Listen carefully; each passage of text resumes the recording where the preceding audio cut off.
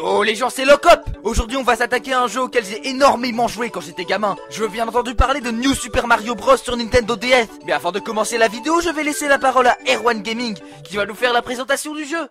New Super Mario Bros est un jeu vidéo de plateforme édité et développé par Nintendo sur Nintendo DS. Il est sorti en Amérique du Nord et au Japon en mai 2006 et en Australie et en Europe en juin 2006. Le scénario est similaire à celui des autres jeux de plateforme Mario doit sauver la princesse Peach en combattant les spires de Bowser. Merci Erwan Gaming. Nous allons tout de suite passer au glitch, mais ne t'inquiète pas, je reparle de toi à la fin de la vidéo. Sur ce, c'est parti. Donc pour commencer, on va se rendre dans le monde numéro 6 et aller dans ce niveau. Dans ce niveau, il y a des espèces de petits rebords sur lesquels vous pouvez vous accrocher. Eh bien, il est possible de faire un petit glitch rigolo avec ces rebords. En fait, si vous vous accrochez à un de ces rebords et que vous vous laissez tomber sur une plateforme, Mario va être accroché sur la plateforme comme ceci, ce qui n'est pas tout à fait normal. En fait, je pense que les développeurs n'ont tout simplement pas prévu qu'on puisse arriver sur cette plateforme de cette façon. Et du coup, en se déplaçant comme ça, on va tromper le jeu et lui faire croire que cette simple plateforme est aussi un rebord. Par contre, si vous appuyez sur O, le glitch ne fera plus effet, vous devrez tout recommencer. Mais bon, c'est pas un glitch très difficile à réaliser, donc c'est pas grave quoi. Maintenant, on va se rendre dans le deuxième monde et aller dans le troisième niveau. Dans ce niveau, il y a des espèces de petits portails jaunes un petit peu partout. Et en fait, si vous allez à cet endroit et que vous sautez entre les deux portails, Mario va commencer à faire un peu n'importe quoi. Et c'est tout. Mais bon, vous inquiétez pas, on va tout de suite passer à des glitches plus intéressants. On va se rendre dans le quatrième monde et aller dans ce niveau. Montez sur le gros dragon et faites le niveau normalement. Lorsque vous arrivez ici, arrêtez-vous sur cette plateforme. Maintenant, vous devez rester ici et attendre environ 30 secondes. À la fin de ce temps, sautez vers ici à peu près et vous atterrirez sur un sol totalement invisible. Vous pourrez vous balader au-dessus de la rivière empoisonnée comme si de rien n'était. Ce glitch est quand même assez dingue parce que ça va vous permettre de parcourir tout le niveau sans avoir besoin du gros dragon. Alors que normalement, on est censé voyager avec lui. Mais le souci, c'est qu'à un moment donné, Mario va se téléporter dans un mur.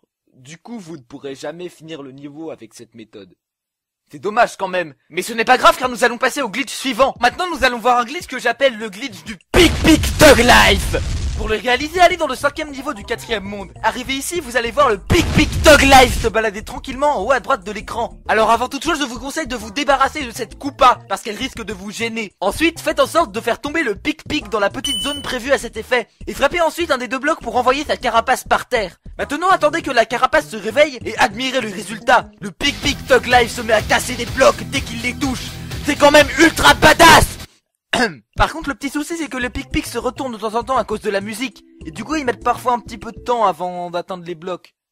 Bref, alors maintenant on va voir un glitch assez impressionnant. On va se rendre dans la maison hantée du quatrième monde. Dans ce niveau, il y a des sortes de petites plateformes rouges et jaunes qui vous permettent de passer de salle en salle. Et bien avec cette plateforme, il est possible de faire un glitch vraiment incroyable. Mais accrochez-vous parce que c'est pas hyper facile à faire. Pour cela, vous devez simplement prendre de l'élan et essayer de faire un triple saut ou un double saut sur le bord de la plateforme, comme ceci.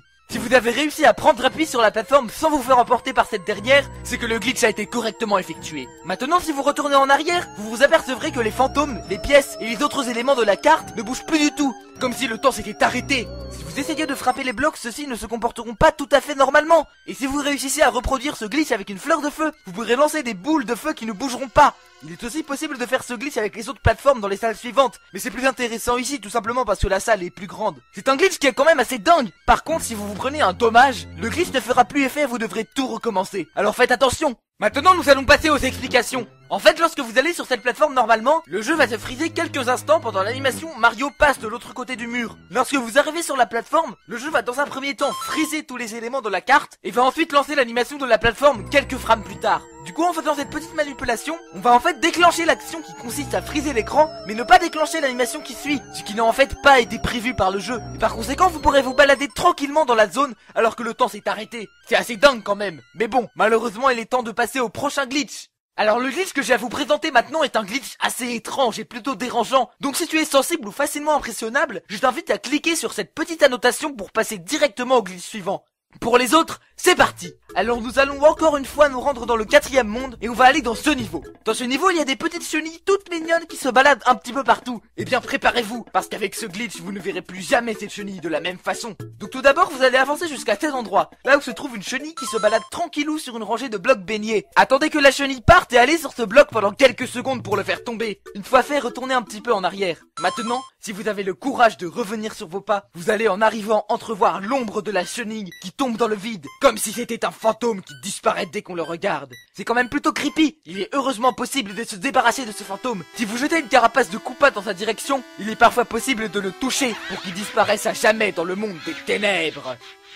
Voilà, j'espère que vous ferez pas trop de cauchemars à cause de moi. Bref, pour finir, je vais vous parler un petit peu du challenge mode. Le challenge mode, c'est un mode qui empêche tout simplement le scrolling de revenir en arrière, ce qui augmente un petit peu la difficulté du jeu. Pour activer le challenge mode, il vous faut tout d'abord avoir terminé le jeu avec 3 étoiles, c'est-à-dire qu'il faut avoir obtenu toutes les pièces étoiles de tous les niveaux en fait. Ensuite, lorsque vous vous trouvez sur la carte de sélection des niveaux, appuyez sur Start et un menu s'ouvrira. À ce moment-là, appuyez sur les boutons L, R, L, R, X, X, Y et enfin Y. Une boîte de dialogue va alors apparaître. Appuyez sur A puis sur Start pour quitter le menu et vous voilà dans le challenge mode.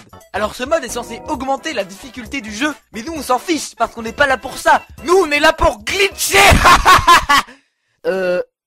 En fait, ce mode va tout simplement nous permettre de skip certains passages. Si vous bougez la caméra de manière à laisser un petit espace de quelques pixels entre un mur et le bord gauche de l'image comme ceci, il est souvent possible de passer dedans puis de monter super vite vers le haut, ce qui permet de se balader tranquillement au-dessus du niveau comme si de rien n'était. Le plus souvent, vous vous retrouverez bloqué en haut et vous devrez quitter le niveau. Mais il y a quand même pas mal de passages que vous pouvez skip de cette manière. Et ce qui est cool avec ce glitch, c'est qu'il peut être appliqué dans à peu près n'importe quel niveau, et les résultats seront plus ou moins utiles en fonction du lieu où vous l'utilisez. Je vous invite donc à tester ce glitch chez vous pour tester toutes les possibilités. Eh bien mes chers amis, c'est déjà la fin de ce Zangil sur New Super Mario Bros DS. J'espère qu'il t'aura plu. Si c'est le cas, n'hésite pas à t'abonner et à lâcher un petit pouce bleu. Tu peux aussi partager la vidéo si le cœur t'en dit. Je t'invite également à rejoindre ma page Tipeee si tu le souhaites. Sur ce, je te dis à très bientôt et porte-toi bien.